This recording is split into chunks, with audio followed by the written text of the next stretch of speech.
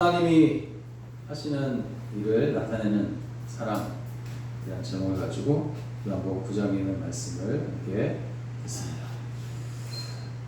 어느 날 주님께서 제자들과 함께 길을 가실 때에 날 때부터 앞을 보지 못한 사람과 마주하게 됩니다. 제자들이 그 맹인을 주님 앞에 데려다 놓고 제자들이 주님께 이제 묻습니다. 주님, 이 사람이 맹인이 된 것은 누구의 죄 때문입니까? 부모의 죄 때문입니까? 아니면 자기 자신의 죄 때문입니까? 이렇게 이제 질문을 합니다. 그런데 여러분, 이 제자들의 질문을 자세히 들어보면 답은 하나라는 것을 알 수 있어요. 답은 하나예요. 부모의 죄든 자신의 죄든 그가 날 때부터 볼 수 없게 된 것은 죄 때문이라는 것이에요. 다른 이유는 없습니다. 그냥 무조건 죄 때문이에요. 그리고 제자들의 이러한 생각은 성경 말씀에 근거를 둔 것이었는데 출애굽기 20장 5절을 보면 나 여호와 너희 하나님은 질투하는 하나님인즉 나를 미워하는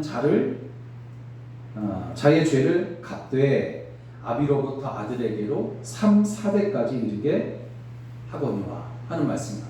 그러니까 하나님은 하나님을 미워하고 또 다른 신을 섬기는, 우상을 섬기는 사람들을 하나님이 미워하시는데 그 죄를, 그들의 죄를 하나님께서 갚으시는데 3, 4대까지 갚으신다 하는 말씀을 하시거든요. 그렇지만 여러분, 고난과 괴로움이 모두 다 죄로부터 오는 것은 아니지 않습니까? 예능 프로그램에 자주 나오는 그 셰프들 있잖아요. 요리를 잘하는 셰프들, 유명한 셰프들을 이렇게 보게 되면 그들의 실력이 하루아침에 된 것이 아니에요. 긴 시간, 오랜 노력, 피나는 노력, 고된 훈련을 했기 때문인데 그 과정 가운데서 겪었을 고통은 죄 때문이 아니라 훌륭한 어떤 최고의 요리사가 되기 위한 훈련 과정이었다는 것을 우리가 알 수 있어요. 그런데 주님의 제자들에게 하신 말씀은 제자들이 생각하는 것처럼 죄 때문도 아니고 실력을 쌓기 위한 어떤 훈련도 아니었다는 거죠. 주님은 놀라운 말씀하십니다. 주님은 맹인으로 태어난 것은 바로 그에게서 하나님이 하시는 일을 나타내고자 하심이라 하는 이로 놀라운 말씀을 하세요. 죄 때문도 아니고 훌륭한 실력을 쌓기 위한 훈련도 아니라는 거예요. 그가 맹인으로 태어난 것은 죄 때문도 아니라는 거죠. 그에게서 하나님이 하시는 일을 나타내고자 하십니다 하는 말씀을 하시는데, 그리고 하나님이 하시는 일을 나타내시기 위해서 예비한 사람이다 라고 이렇게 말씀하세요. 이 말씀을 하신 후에 주님은 땅에 침을 뱉어서 진흙을 뭉쳐가지고 이 맹인의 눈에 바르시고 실로암 못에 가서 씻으라 라고 하십니다. 주님은 병자를 고치실 때 만지거나 안아주시거나 또 말씀을 하시기도 하셨어요. 조금 특이하지만 오늘 말씀처럼 진흙을 사용하시기도 하셨어요. 특별히 하나님이 태초에 흙으로 사람을 창조하신 일을 생각해 보면 주님이 진흙을 이겨서 뭉쳐가지고 얼굴에 바르신 것은 눈을 고쳤다기보다는 없었던 눈을 창조하셨다라고 생각해 볼 수도 있어요. 여튼간에 그러나 어찌됐든 중요한 것은 뭐냐면 주님께 사랑하는 마음, 그를 긍휼히 여기는 마음이 없었다면 아무 일도 일어나지 않았다라는 것이죠. 어떤 사람이 병 낫기를 위해서 막 간절히 기도했는데 아무 일도 일어나지 않아요. 그래서 이유를 주님께 물어보기 위해서 기도합니다. 그랬더니 주님이 그 이유를 알려주세요. 사랑하는 마음보다 자기를 돋보이려는 마음이 더 컸기 때문이다 라고 이렇게 말씀하시는 거예요. 여러분, 사랑이 없으면, 긍휼히 여기는 마음이 없으면, 예수님의 마음이 아니면 아무 일도 일어나지 않습니다. 맹인은 주님의 말씀대로 실로암 못까지 가서 씻었어요. 그랬더니 어둠은 사라지고 빛의 눈이 들어옵니다. 그랬더니 나무도 사람도 건물도 길도 보이기 시작합니다. 나면서부터 볼 수 없었기 때문에 줄곧 어둠 속에 있었어요. 그의 눈에는 빛이라는 것을 상상을 못하는 겁니다. 어둠 속에 있었어요. 그런데 눈을 뜨고 빛으로 가득한 세상, 빛으로 가득한 세상을 딱 보게 되니까 모든 것이 다 아름답게 보이고 좋아 보이기도 하고 신기해 보이기도 하고 얼마나 감격스러웠을까 하는 생각을 해봐요. 어떤 그런 프로그램을 보니까 어렸을 때 이제 귀머거리로 태어난 어린 갓난아기가 있어요. 이 갓난아기에게 이제 의사가 보청기를 만들어 가지고 이제 갓난아기에다가 귀에다가 이제 해줬단 말이에요. 그랬더니 이 아기가 처음에는 막 뭐가 들어오니까 막 울다가 귀에 이제 보청기가 들어오고 소리를 듣게 되면서 이제 엄마의 목소리를 처음 듣게 된 거예요. 그랬더니 막 울었던 애가 방구 듣는 거예요. 신기한 거예요. 그런 것처럼 이 사람도 줄곧 태어나서부터 어둠 속에 살았던 사람, 앞을 보지 못한 사람, 빛이라는 사실을 인식하지도 못했던 이 사람에게 빛이 그 눈에 들어오게 되니까 얼마나 감격스럽겠냐 이 말이죠. 사람들은 눈이 밝아져서 새 사람에 대해 다니는 이 사람을 알아보지 못합니다. 그러나 맹인은 자기가 바로 그 사람이다 라고 밝혔고 어떻게 보이게 되었는지 물어보는 사람들에게 정확하게 얘기해요. 예수라는 사람이 나를 고쳐줬다. 그에게서 하나님이 하시는 일을 나타내고자 하심이라 주께서 말씀하셨는데 어떤 일을 나타내신 겁니까? 바로 어둠 속에 살던 그를 빛으로 인도하신 것처럼 오늘 우리를 죄악에서 건져서 주의 길을 가게 하신 이 일, 그리고 맹인을 사랑하신 것처럼 우리를 사랑하시고 긍휼히 여기시는 그 일, 그리고 주님을 전하게 하십니다. 이 일을 주님은 이 맹인을 통해서 나타내셨단 말이에요. 여러분, 지금도 주님은 우리가 하나님의 일을 나타내는 사람이 되기를 원하지 않으시겠냐 이거죠. 그러므로 눈을 떠서 하나님이 하시는 일을 나타내는 영광을 받은 이 맹인처럼 오늘 여러분도 그렇게 되시기를 주의 이름으로 축원합니다. 그렇다면 맹인의 어떠한 모습이 하나님이 하시는 일을 나타내는 사람이 되게 했느냐 하는 것이에요. 첫째는 주님께 자신을 맡겼습니다. 주님은 땅에 침을 뱉어서 진흙을 뭉칩니다. 그리고 맹인의 눈에 받으셨어요. 아무리 맹인이라도 기분은 썩 좋지는 않았을 것입니다. 그러나 자기 기분을 챙길 때가 아니에요. 다만 주께서 하라고 하시는 대로 자기 자신을 주님께 맡길 뿐이었습니다. 주님께서 하시는 대로 그냥 자신의 몸을 맡길 뿐이란 말이에요.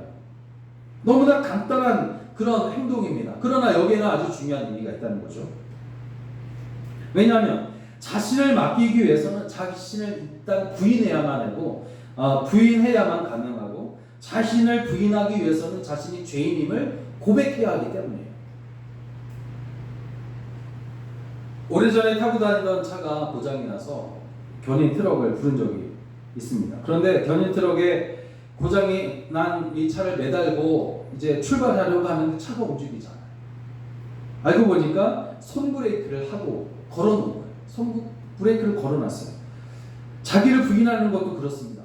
영적으로 고장이 난 것을 인정하고 주님께 자신을 맡겨드리는 거예요. 그런데도 끌려가지 않는다면 내 손에 욕심, 고집, 교만한 마음, 특별히 이 교만한 마음을 붙잡고 아직 놓지 않았기 때문입니다. 그것마저 손에서 놓아야만 주님이 우리를 온전히 끌고 갈 수가 있는 것입니다. 이것이 자신의 추하고 더러운 죄인임을 인정하고 자기를 부인하는 겁니다. 베드로가 주님의 제자가 될 수 있었던 결정적인 고백이 여러분 무엇이었습니까? 그것은 주여 나는 죄인입니다. 나를 떠나시옵소서라는 그런 고백이었어요. 그때 예수님께서 내가 너를 사람을 낳는 어부가 되게 하겠다. 나를 따라와라. 이렇게 말씀하시잖아요. 이사야 선지자도 처음 하나님께서 그를 부르실 때 그가 어떤 고백을 하냐면 하루다 나여 망하게 되었도다. 나는 입술이 부정한 사람이요 입술이 부정한 백성 가운데 거하면서 만군의 여호와신 왕을 배웠나이다. 이렇게 고백을 해요. 그렇다면 우리가 당장 회개해야 할 내용은 무엇입니까? 다른 모든 것도 회개해야 하겠지만 주님이 가장 싫어하는 것이 있단 말이죠. 그것은 바로 주님께 자신을 맡기지 않아도 된다고 하는 어떤 교만한 마음, 주님의 은혜 없이도 얼마든지 내가 나 혼자 살 수 있다고 하는 교만한 생각, 이것이 바로 우리가 가장 먼저 당장 버려야 할 마음이라는 거예요. 죄라는 것입니다. 베들레헴에는 예수님 탄생교회가 있는데 이 교회의 문은 한 개입니다. 특이한 점은 이 교회로 들어가는 문이 아주 낮습니다. 그래서 누구든지 허리를 굽히고 머리를 숙여야만 교회로 들어갈 수 있어요. 여기에 의미가 있지 않습니까? 왕이라도 허리를 굽혀야만 예배당에 들어가서 경배를 드릴 수 있습니다. 여러분, 한 나라의 왕이라도 온갖 권세를 다 가지고 있는 사람이라도 자신을 부인하고 낮추어서 죄인이라고 고백하지 않는 한 주님을 만날 수 없어요. 자신을 낮추고 정말 부인함으로 주님께 맡기는 사람을 주님이 긍휼히 여기시며 그에게 은혜를 베풀어 주시는 겁니다. 주님 없이 내 능력으로도 얼마든지 살 수 있다는 이런 교만한 마음은 우리가 당장 내려놓아야 할 죄입니다. 그리고 맹인과 같이 주님께 자신을 맡기시기를 바랍니다. 바로 이런 사람이 바로 주의 일을 나타내는 사람이기 때문입니다. 두 번째로 순종함으로 주의 일을 나타냈어요. 순종함으로 주의 일을 나타냅니다. 주님께서 가라고 하시면 가고 하라고 하신 대로 했다는 거죠. 예수님은 그 맹인의 눈에 진흙을 발라주신 다음에 실로암 못에 가서 씻으라 그렇게 말씀하세요. 맹인은 주님의 말씀대로 이제 못에 가서 씻었더니 눈이 밝아졌다 그렇게 말합니다. 주님이 다른 병자들을 고치신 것처럼 바로 그 자리에서 바로 고쳐주면 얼마나 좋습니까? 그것도 아니면 진흙을 얼굴에 바른 그 즉시 그 자리에서 눈이 밝아지게 되면 그 또한 하나님께 영광을 돌리는 일이 분명하단 말이에요. 그런데 주님은 진흙에다 침을 뱉어서 잘 뭉쳐가지고 이제 맹인의 눈에 정석을 바르시고는 실로암 못에 가서 거기서 씻으라 그렇게 말씀하세요. 그러니까 예수님이 어떻게 보면 이를 참 번거롭게 하는 것 같아요. 또 아니면 주님의 치료의 능력과 같은 능력이 실로암 연못에도 있다는 것을 보여주시기 위함도 아닌다는 거죠. 주님이 참 빛이시고 빛이신 주님께 치료의 능력이 있습니다. 5절을 보니까 내가 세상에 있는 동안에는 세상의 빛이로다 이렇게 말씀하세요. 또 요한은 주님을 1장 9절에서 참 빛, 곧 세상에 와서 각 사람에게 비치는 빛이라 그렇게 말씀하세요. 이렇게 빛이신 주께서 실로암못까지 가라는 것은 자기 자신을 부인한 맹인에게 말씀에 대해서 순종할 것을 요구한 것이었다는 거죠. 여러분, 이렇게 순종이 곧 믿음이고 믿음의 표시입니다. 순종이 바로 믿음의 표시예요. 실로암못까지 가기란 쉬운 일이 아니었을 겁니다. 그렇지만 맹인은 더듬더듬 거리면서 얼굴에 흙을 받은 채 부끄러움이나 어떤 불편함을 다 버리고 다 참으면서 주님이 가라고 하신 곳까지 가서 하라고 하신 대로 했더니 눈이 밝아졌어요. 그리고 성경을 보니까 실로암이라는 뜻을 밝히고 있는데 보냄을 받았다 그런 뜻이거든요. 주님은 하나님 아버지로부터 우리에게 보내심을 받으셨어요. 그리고 보내신 곳 골고다 언덕에 세워진 십자가까지 가십니다. 그리스도인들은 예수님으로부터 세상을 향하여 보냄을 받은 사람들이에요. 그렇다면 우리는 주님이 가라고 하신 곳까지 가서 하라고 하신 대로 하는 삶을 살아야 할 줄로 믿습니다. 주님이 우리에게 가라고 하신 곳이 어디입니까? 세상이에요, 세상. 이 명령은 교회에서만 경건하지 말고 세상에서도 경건하고 성도들끼리만 사랑하지 말고 원수도 사랑하라는 것이에요. 마태복음 5장을 보니까 또 내 이웃을 내 몸과 같이 사랑하라. 내 이웃을 사랑하고 내 원수를 미워하라 하였다는 것을 너희가 들었으나 나는 너희에게 들으니 너희에게 이르노니 너희 원수를 사랑하고 너희를 박해하는 자를 위하여 기도하라. 이같이 한즉 하늘에 계신 너희 아버지 아들이 되리라. 그러나 하늘에 계신 너희 아버지 온전하신 것 같이 너희도 온전하라. 주께서 말씀하신 것 가운데는 내 이웃을 사랑하라, 내 이웃을 사랑하라고 하신 이 말씀은 당연한 거예요. 그래서 이 말씀을 빼십니다. 나는 너희에게 이르노니 너희 원수를 사랑하고 너희를 박해하는 자를 위하여 기도하라 하고 말씀하세요. 그리스도를 믿고 따르는 것은 그래서 쉽지 않은 거예요. 정말 보냄을 받은 곳까지 가는 것은 어려운 일입니다. 왜 어렵습니까? 원수를 사랑하고 너희를 박해하는 자를 위해 기도해야 되기 때문에 그게 어렵다는 거죠. 주님은 나를 따르라고 말씀하시면서 어떤 아니란 생각이나 무사태평한 것을 말씀하시지 않았어요. 오히려 어린 양을 이리 가운데 보는 것 같도다 주께서 마태복음 9장에서 말씀하세요. 어린 양을 이리 가운데 보는 것 같도다. 제자들을 향해서 말씀하시는 겁니다. 그러면서 주의 길을 걸어야 할 제자들을 다 염려하세요. 그럼에도 일하지 않는 사람은 땀을 흘리지 않으며 고되지 않을지는 몰라도 기쁨의 열매는 얻을 수 없다는 것을 아시기에 주님은 우리를 세상으로 보내신 거예요. 주님은 제자들의 기쁨의 열매를 거두기를 원하셨고 우리에게도 같은 기대를 하시는 줄로 믿습니다. 그래서 우리 보고 순종하라고 하시는 거예요. 주님도 순종하시지 않았습니까? 주님이 보내심을 받으신 곳은 편안한 곳이 아니었어요. 그곳은 먹을 것도 마실 것도 많은 궁전이 아니었습니다. 그것은 십자가와 썩은 포도주밖에 없는 골고다 언덕이었어요. 그럼에도 순종하심으로 승리하셨고 영광을 받으신 줄로 믿습니다. 여러분, 오늘날 교인들이 교회 안에서 쉽게만 믿으려고 하는 것을 보게 됩니다. 실로암봉까지 가지 않고 눈이 밝아지기를 원하는 사람들이 너무나 많아요. 실로암봉까지 가지 않고 눈이 밝아지기를 기다리고 있어요. 골고다 언덕까지 가지 않고도 부활의 영광을 얻으려고 하는 거예요. 그래서 이런 말 많이 하지 않습니까? 십자가 없는 부활, 고난이 없는 영광만을 사람들이 찾고 있다. 이런 말 여러분 많이 들으셨을 거예요.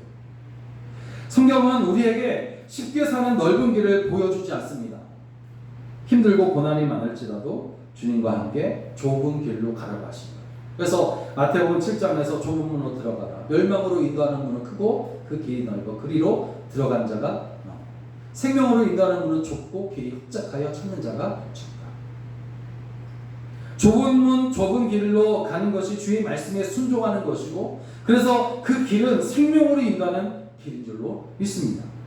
그렇게 주님은 우리가 순종해서 세상에 주님의 생명을 나타내는 그런 사람들이 되기를 원하십니다.